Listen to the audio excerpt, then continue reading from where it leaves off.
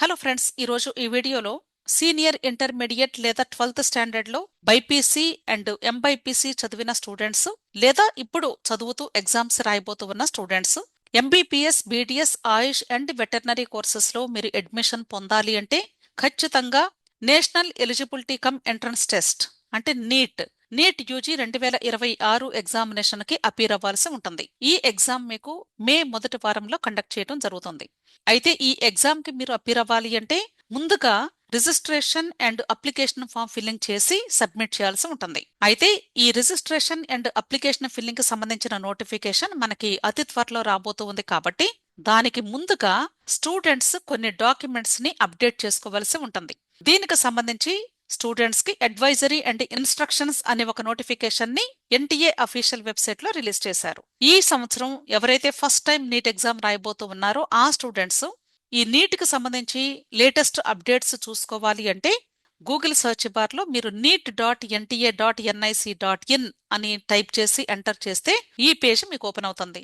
ఇది అఫీషియల్ గా మీకు నీట్ కి సంబంధించినటువంటి నోటిఫికేషన్స్ రిలీజ్ అయ్యేటువంటి వెబ్సైట్ పేజ్. ఇక్కడ public notices, news and events ఉంటుంది. ఇక్కడ మీకు రిలీజ్ అవుతూ ఉంటాయి నోటిఫికేషన్స్. ఇప్పుడు మనకి రిలీజ్ అయినటువంటి first notification advisory and instructions on updation of documents అన్నారు. ఇదే ఆ నోటిఫికేషన్. ఈ నోటిఫికేషన్ మనకి జనవరి 5వ తారీఖు రిలీజ్ చేశారు. ఈ నోటిఫికేషన్ లో వీళ్ళు చెప్తున్న విషయం ఏంటంటే ఆధార్ కార్డ్ ని ప్రతి ఒక్క స్టూడెంట్ కూడా అప్డేట్ చేసుకోవాలి అని చెప్తున్నారు. ఎందుకు ఆధార్ కార్డ్ ని అప్డేట్ చేసుకోవాలి అంటే మీరు NEET UG application form filling చేసేటప్పుడు స్టూడెంట్ యొక్క ఐడి ప్రూఫ్ తో అంటే ఆధార్ కార్డ్ తో మీరు రిజిస్ట్రేషన్ పార్ట్ పూర్తి చేసుకోవాల్సి ఉంటుంది. అయితే ఈ ఆధార్ కార్డు మీద ఉన్నటువంటి డీటెయిల్స్ స్టూడెంట్ యొక్క 10th క్లాస్ మార్క్స్ లిస్ట్ మీద ఉన్నటువంటి డీటెయిల్స్ తో గాని మ్యాచ్ అవ్వకపోతే అప్పుడు మీకు రిజిస్ట్రేషన్ యాక్సెప్ట్ చెయ్యదు. అలాంటి సందర్భంలో మీరు మరలా ఆధార్ కార్డ్ ని అప్డేట్ చేసుకోవడానికి సుమారుగా 15 రోజుల నుండి 30 రోజుల వరకు టైం పట్టే అవకాశం ఉంటుంది. కాబట్టి ఆలోగా మీకు రిజిస్ట్రేషన్ పార్ట్ పూర్తి చేసుకునే డేట్ కంప్లీట్ అయిపోతుంది.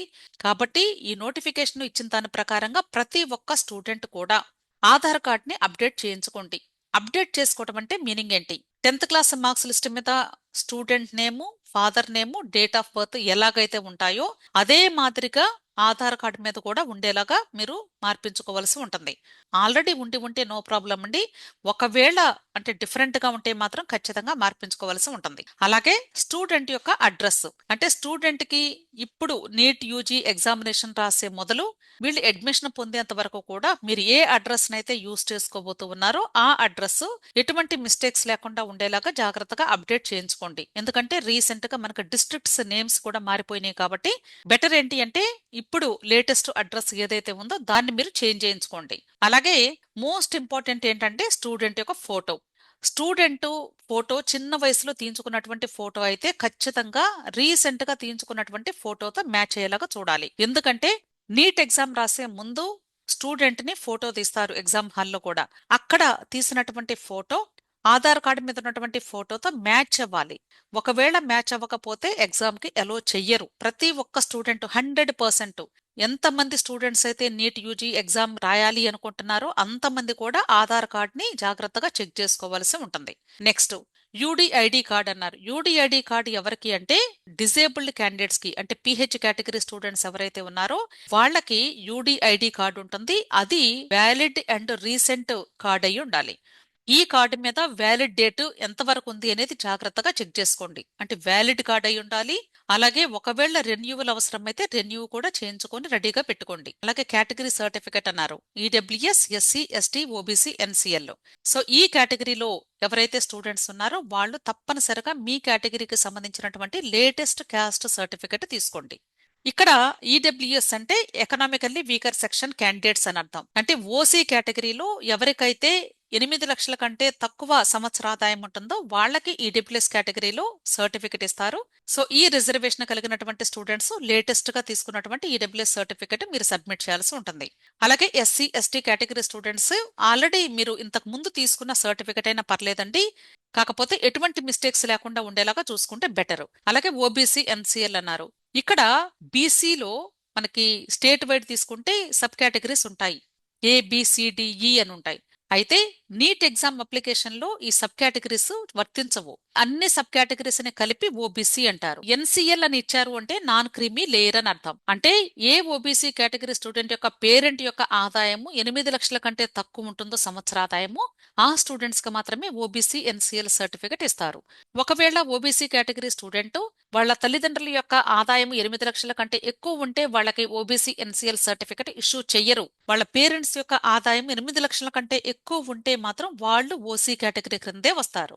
కాబట్టి వాళ్ళు అప్లికేషన్ ఫిల్లింగ్ చేసేటప్పుడు ఓబీసీ ఎన్సీఎల్ సర్టిఫికెట్ కానీ వాళ్ళ దగ్గర లేకపోతే ఓసీ కేటగిరీలో మాత్రమే అప్లికేషన్ ఫామ్ ఫిల్లింగ్ చేయవలసి ఉంటుంది. ఇక్కడ మీకు ఒక డౌట్ రావచ్చు, మేము స్టేట్ కోటాలో బీసీ బి కింద మేము కేటగిరీకి వర్తిస్తామండి, మరి ఇప్పుడు ఓసీ అని పెట్టుకుంటే కౌన్సిలింగ్ టైంలో మేము చేంజెస్ చేసుకునే అవకాశం ఉంటుందా? ఖచ్చితంగా ఉంటుంది. ఇక్కడ NEET UG application form filling లో చేసేటువంటి data all India quota counselling వరకు మాత్రమే వర్తిస్తుంది. స్టేట్ కోటా కౌన్సిలింగ్ వచ్చినప్పుడు మీరు అక్కడ క్యాస్ట్ ని చేంజ్ చేసుకునే అవకాశం అయితే తప్పకుండా ఇస్తారు. అంటే ఓసీ అని ఉన్నప్పటికీ కూడా ఒకవేళ మీరు బీసీ బి కేటగిరీ లేదా బీసీ ఏ కేటగిరీ స్టూడెంట్ అయి ఉంటే అక్కడ మీ యొక్క సబ్ కేటగిరీని మెన్షన్ చేసుకునే అవకాశం అయితే ఖచ్చితంగా ఉంటుంది. కాబట్టి మీరు కంగారు పడాల్సిన అవసరం లేదు. ప్రస్తుతానికి ఎవరైతే బీసీ కేటగిరీ స్టూడెంట్స్ ఉన్నారో అందరూ కూడా ఓబీసీ కేటగిరీ క్రిందే వస్తారు. వాళ్ళ తల్లిదండ్రుల యొక్క సంవత్సర ఆదాయాన్ని బట్టి ఇక్కడ ఎన్సీఎల్ లేదా సిఎల్ కేటగిరీ క్రింద వర్తిస్తారు. ఎన్సీఎల్ అంటే నాన్ క్రీమీ లేయర్ అని అర్థం. సిఎల్ అంటే క్రీమీ లేయర్. క్రీమీ లేయర్ అంటే వాళ్ళు ఓసీ క్రిందే వర్తిస్తారు. అంటే వాళ్ళు ఓబీసీ అని పెట్టడానికి లేదు. సో ఇక్కడ దయచేసి ప్రతి ఒక్క స్టూడెంట్ కూడా మీరు ఇమ్మీడియట్ గా ఎంఆర్ఓ దగ్గరకు వెళ్ళి మీరు ఓబీసీ ఎన్సీఎల్ కేటగిరీకి ఎలిజిబుల్లా కాదా, అలాగే ఈడబ్ల్యూఎస్ కేటగిరీకి మీరు ఎలిజిబుల్లా కాదా, ఈ రెండు మాత్రం ఇమ్మీడియట్ గా చెక్ చేయించుకొని అప్లై చేసుకొని మీరు విత్ ఇన్ షార్ట్ పీరియడ్ లో ఈ సర్టిఫికెట్స్ పొందడానికి మీరు ప్రయత్నించండి. ఎందుకంటే సుమారుగా మనకి ఒక 20 రోజుల నుండి 30 రోజుల్లోగా నీట్ యూజీ ఎంట్రన్స్ ఎగ్జామినేషన్ కు సంబంధించిన నోటిఫికేషన్ కూడా రాబోతోంది. టైం సరిపోదు. ఒకసారి అప్లికేషన్ నోటిఫికేషన్ కానీ రిలీజ్ అయింది అంటే మీరు సర్టిఫికెట్స్ కోసం ప్రయత్నిస్తూ టైం వేస్ట్ చేసుకుని అనవసరంగా అప్లికేషన్ ఫామ్ ఫిల్లింగ్ సబ్మిట్ చేయలేరు ఇన్ టైంలో. కాబట్టి దయచేసి ఈ ప్రాసెస్ ఇమ్మీడియట్ గా చేసుకోవాలి అనే ఉద్దేశంతో వీళ్ళు ముందుగానే అలర్ట్ చేస్తూ స్టూడెంట్స్ అందరికీ కూడా ఇన్ఫర్మేషన్ కన్వే చేస్తూ ఉన్నారు. అయితే ఇక్కడ ఆధార్ కార్డులో ఏమేం చెక్ చేసుకోవాలి అనే దానికి వీళ్ళు లిస్ట్ కూడా ఇచ్చారు. స్టూడెంట్ యొక్క పేరు, డేట్ ఆఫ్ బర్త్, జెండర్ అంటే మేల్ ఆర్ ఫీమేల్ జాగ్రత్తగా చెక్ చేసుకోండి. పొరపాటున మిస్టేక్ ఉంటే ప్రింట్ లో అది కూడా చెక్ చేసుకోండి. స్టూడెంట్ యొక్క ఫోటోగ్రాఫ్, స్టూడెంట్ ఫోటోగ్రాఫ్ మాత్రం ఖచ్చితంగా రీసెంట్ ఫోటోగ్రాఫ్ మాత్రమే అయి ఉండాలి. ఇంకొక విషయం ఏంటంటే ఆధార్ కార్డు మీద మీరు ఇచ్చేటువంటి ఫోటోగ్రాఫ్ లో కూడా వీలైతే బ్యాక్గ్రౌండ్ వైట్ బ్యాక్గ్రౌండ్ ఉండేలాగా చూసుకోండి. ఓకే. నెక్స్ట్ అడ్రస్ మీరు రీసెంట్ గా ఎక్కడ ఉంటున్నారు అనేది అడ్రస్ మీరు పెట్టుకుంటే బెటర్ అని నా ఉద్దేశం. ఒకవేళ మీ పేరెంట్స్ అడ్రస్ ని బేస్ చేసుకుని మీ అడ్రస్ కూడా అంటే మీ పర్మనెంట్ అడ్రస్ కానీ ఉంటే అది కూడా పర్లేదు, ప్రాబ్లం ఏమీ లేదు. కాకపోతే అదే అడ్రస్ ని త్రూ అవుట్ మీరు అడ్మిషన్ పొందేంత వరకు ఏ అప్లికేషన్ ఫిల్ చేస్తున్నా సరే ఆధార్ కార్డు మీద ఉన్నటువంటి అడ్రస్ ని ఫిల్ చేయాల్సి ఉంటుంది. Next biometric information when ever applicable అన్నారు. స్టూడెంట్ యొక్క బయోమెట్రీ కూడా ఎగ్జామినేషన్ హాల్ కి వెళ్ళినప్పుడు తీసుకుంటారు. సో స్టూడెంట్ యొక్క బయోమెట్రీ తీసుకున్నప్పుడు ఆధార్ కార్డుతో లింక్ అయినటువంటి బయోమెట్రీతో మ్యాచ్ అవ్వాలి ఖచ్చితంగా. సో ఒకసారి ఆధార్ కార్డు అప్డేట్ చేయించుకునేటప్పుడు బయోమెట్రీ కూడా చెక్ చేయించుకోండి. ఇంకొక విషయం ఏంటంటే ఈ ఆధార్ కార్డుకి లింక్ అయినటువంటి ఫోన్, ఆ ఫోన్ కి మీకు ఓటీపీ వస్తుంది. అప్లికేషన్ ఫామ్ ఫిల్లింగ్ చేసేటప్పుడు చాలా మంది కూడా సఫర్ అయ్యేటువంటి విషయం ఏంటంటే ఓటీపీస్ రావు. ఓటీపీ గాని రాలేదు అంటే మీరు అసలు రిజిస్ట్రేషన్ పార్టే పూర్తి చేసుకోలేరు. ఇది చాలా మంది స్టూడెంట్స్ అండి, మీరు చాలా స్ట్రగుల్ అవుతూ ఉంటారు. అందుకే ముందుగానే తెలియజేస్తూ ఉన్నాము. దయచేసి మీరు మీ ఆధార్ కార్డుకి లింక్ అయినటువంటి ఫోను యాక్టివ్ గా ఉందా లేదా, అది పనిచేస్తుందా లేదా, లేకపోతే ఇప్పుడు మీరు అప్డేట్ చేయించుకునేటప్పుడు వేరే ఫోన్ ని మీరు లింక్ చేయించుకోండి. అప్పుడు మీకు ప్రాబ్లం ఉండదు. అంటే మీకు ఓటీపీ వస్తుందా లేదో ఒకసారి చెక్ చేయించుకోండి. లేదు అంటే మాత్రం చాలా ప్రాబ్లం అండి, మీరు అసలు అప్లికేషన్ ఫామ్ లోకి వెళ్ళలేరు. అంటే రిజిస్ట్రేషన్ పార్టే పూర్తి చేసుకోవడం కష్టం అని అర్థం. అయితే ఈ ఆధార్ కార్డ్ డీటెయిల్స్ ని మీరు అప్డేట్ చేయించుకోవడానికి ఇక్కడ లింక్ కూడా ఇచ్చారు. ఇక్కడ ఇచ్చినటువంటి లింక్ ద్వారా మీ యొక్క డేటాని మీరు అప్డేట్ చేసుకోవచ్చు అని చెప్తున్నారు. లేదా మీ సేవా సెంటర్ కైనా మీరు వెళ్ళి అక్కడైనా అప్డేట్ చేయించుకోవచ్చు. Next UDID card for persons with disabilities. ఎవరైతే పీడబ్ల్యూడి కేటగిరీ స్టూడెంట్స్ లేదా పిహెచ్ కేటగిరీ స్టూడెంట్స్ ఉంటారో వాళ్ళు మీ దగ్గర ఉన్నటువంటి యూడిఐడి కార్డు దాని మీద ఉన్నటువంటి డేట్ వ్యాలిడ్ డేట్ ఉందా లేదా, అలాగే రీసెంట్ గా ఒకవేళ రెన్యువల్ చేయించుకోవాల్సి ఉంటే రెన్యూ చేయించుకున్నారా లేదా అనేది కూడా జాగ్రత్తగా చెక్ చేసుకోండి. అలాగే కేటగిరీ సర్టిఫికేట్ కి సంబంధించిన ఇన్ఫర్మేషన్ కూడా ఆల్రెడీ చెప్పాను.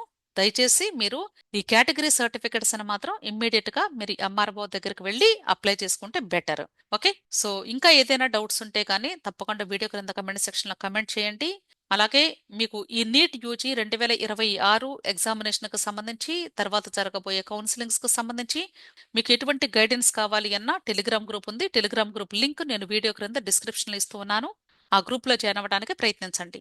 విష్ ఆల్ ది బెస్ట్ అండి. వీడియో నచ్చితే లైక్ చేయండి, మీ ఫ్రెండ్స్ కూడా షేర్ చేయండి. అలాగే ఇప్పటి వరకు మీరు సబ్స్క్రైబ్ చేసుకొని ఉండకపోతే తప్పకుండా నా ఛానల్ సబ్స్క్రైబ్ చేసుకోండి. Thank you.